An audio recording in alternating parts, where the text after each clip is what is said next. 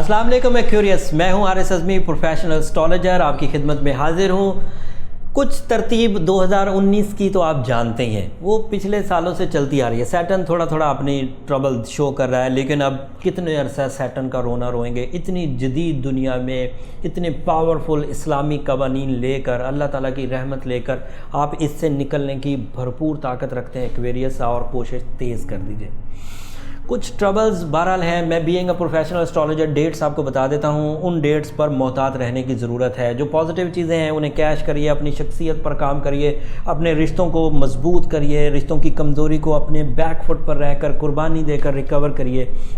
सेहत का ख्याल अपने लाइफस्टाइल को हेल्दी रख के करिए। कैरियर को बेहतरीन अकली सलाहियतों से परफॉर्म करिए। 7.5 आपको कुछ नहीं कहेगी। ज़िंदगी का एक ट्रबल ज़रूर है, लेकिन उसके ओवरकम करने के लिए मैं हमेशा आपको अच्छी रेमेडी, मेरे एक्सपीरियंस बेस्ड, जो मैंने अपने कैरियर में देखा है, पढ़ा है, फील किया है, आजमाया है, वो मैं आपको बयान कर देता हूँ। मैंने एमरल्ड आपको प्रिस्क्राइब कर रखा है। सभी एस्ट्रोलॉजर अब इस बात पर मुत्तफिक हैं, पूरी दुनिया के एस्ट्रोलॉजर के उनका बर्थ स्टोन इतने बड़े सैटर्न के फेज़ को रिकवर नहीं कर सकेगा।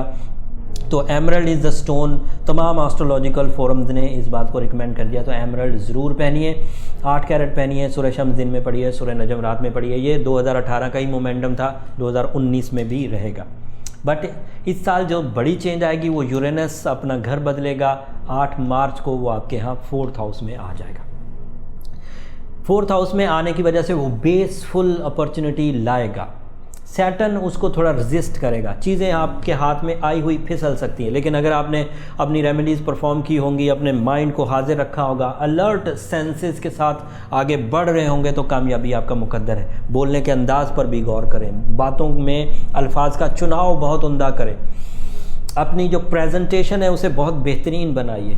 अगर ये करेंगे तो कैरियर में कोई डिफ़िकल्टी नहीं आएगी। इसकी छोटी छोटी रेजिस्टेंसेस से सिर्फ रिवॉर्ड में कुछ कमी आएगी। 100 रुपये मिलने थे, 80 रुपये मिलेंगे, लेकिन 80 रुपये भी तो एक अमाउंट है, उससे भी तो ज़िंदगी में खुशियाँ और खुशहाली आनी चाहिए। परेशान क्यों होते हैं आप? उसके अलावा जुपिटर जो है वो 11th हाउस में, the most powerful house for the luck factor, and Jupiter is there. और जुपिटर का यहाँ पर 11वें घर में होना 23 दिसंबर तक आपको बहरहाल कुछ फ़ायदे देता रहेगा। इन फ़वाइद में खुशबख्ती भी है, मैग्नीफाइंग एबिलिटीज़ भी है, चीज़ों का इंक्रीज़ करना, पॉलिश होना, सलाहियतों का पॉलिश होना, और थोड़ा सैटर्न को भी रिपेल करना। ये सादे अकबर है। सादे अकबर सितारा गर्दिश अय्याम को टालने की सलाहियत रखता है, तो जो उलझे हुए दिन होंगे उनको थोड़ा सा ये पीछे करेगा। फिर एमरल्ड भी कुछ रोल अदा करेगा। सूरह शम्स बहुत बड़ा रोल अदा करेंगी, सूरह नजम बहुत बड़ा रोल अदा करेंगी। तो ये ऐसी सिचुएशन है कि रेमेडीज़ के थ्रू आगे चलते चले जाएंगे। बामकसद मामलात को अगर आप फोकस करके चलेंगे तो नाकामी नहीं होगी।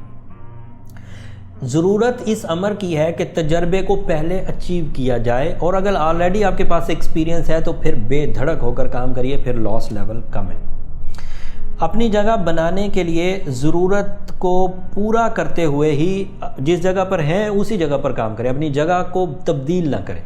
अगर जॉब की जगह है तो उसे तब्दील ना करें, बिज़नेस की जगह है तो उसे तब्दील ना करें, रिहाइश की जगह को भी अगर अवॉइड कर सकते हैं, तब्दील ना करें, तो अच्छी ही बात है।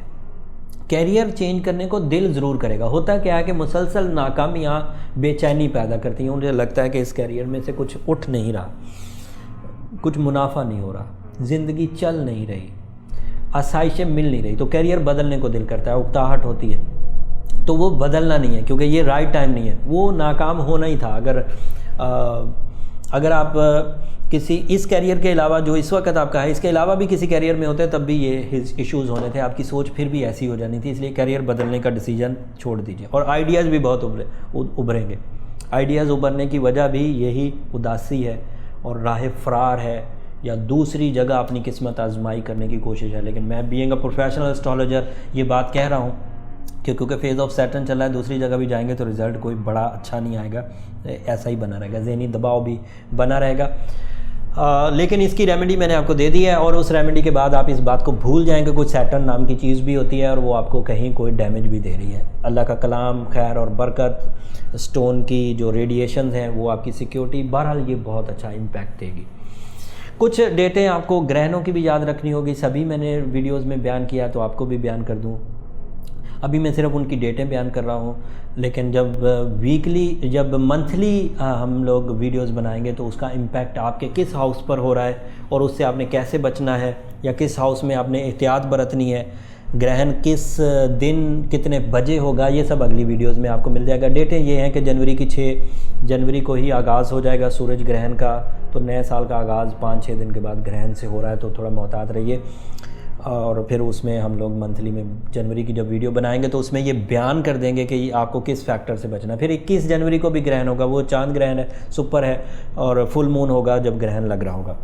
उसके अलावा 2 जुलाई फिर 16 जुलाई ये दूसरा सीज़न होगा ग्रहणों का, और ये भी पहले सूरज ग्रहण आएगा, बाद में चांद ग्रहण आएगा, और फिर 26 दिसंबर उस वक्त भी आपके पास ग्रहण होगा, और वो ग्रहण भी आपके लिए कुछ नेगेटिव इम्पैक्ट डालेगा। तो साल का आगाज़ भी ग्रहण से है और साल का इख्तिताम भी 4-5 दिन के फ़र्क से ग्रहण से ही है। तो एस्ट्रोलॉजिकली ये थोड़ा सा संभल कर, मोहतात रहकर, क्रॉस चेक करके, नए प्लान्स बनाकर, लेकिन प्लान को एहतियात से इम्प्लीमेंट करने की ज़रूरत है। होपफुली आपको ये इन्फॉर्मेशन अच्छे अंदाज से समझ आ गई होगी। कुछ कमी रहेगी तो कमेंट्स में अपना सवाल लिख दीजिएगा, मैं ज़रूर उसका जवाब दूंगा। वो सवाल ओवरऑल होना चाहिए, पर्सनल नहीं। पर्सनल जायचों के लिए अलग से नंबर आपके पास चलते हैं, वो आप अपॉइंटमेंट लेकर अपना जायचा चेक करवा सकते हैं। एक्वेरियस 2019 और इसके बाद के जो कुछ साल हैं, ये यूरेनस आपको कुछ मदद देगा। चौथे घर में है यूरेनस और 2025 तक ये चलेगा, लेकिन सैटर्न भी आपके साथ कुछ लंबा अरसा चलेगा। अब उसको सह कर, उसकी ज़िम्मेदारियों को बर्दाश्त, उसकी ख़राबियों को बर्दाश्त करके ना गुजारें, उसका कोई हल करके उसको पीछे धकेल दीजिए। अगर आपने उसे पीछे धकेल दिया तो यूरेनस भी फ़ायदा देगा, जुपिटर भी फ़ायदा देगा, मार्स भी फ़ायदा देगा, सन एंड मून भी फ़ायदा देगा। 5 सितारे आपके लिए फेवरेबल हो जाएंगे। सिर्फ एक रुकावट हटाने की देर है, और उस रुकावट को हटाने के लिए जो मैंने रेमेडी दी है, ये मेरी आज़मूदा है। उम्मीद करता हूँ आप इस पर अमल करेंगे। अगली वीडियो तक के लिए इजाज़त दीजिए। जाते जाते चैनल ज़रूर सब्सक्राइब कर लीजिए, ताकि जो मंथली वीडियोज़ हम आपकी खिदमत में पेश करें तो आपको बर वक्त मिल जाए और उसका नोटिफिकेशन आप हासिल कर सकें। तब तक के लिए इजाज़त, अल्लाह ने के बाद।